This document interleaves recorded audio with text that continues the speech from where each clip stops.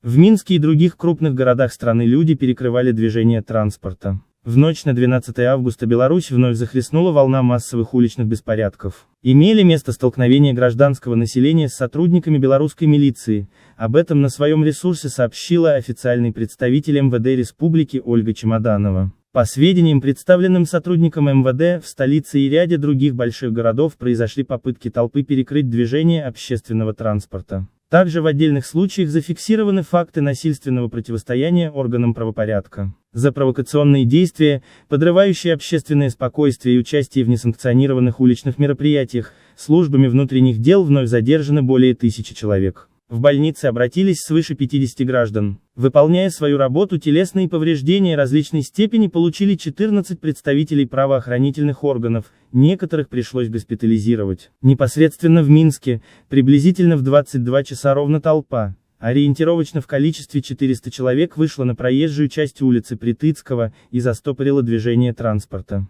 Силами служителей закона, в получасовой промежуток движение было восстановлено, а толпа рассредоточена. Следственные структуры по зафиксированным фактам, несущих в себе составы преступлений, возбудили 17 уголовных дел.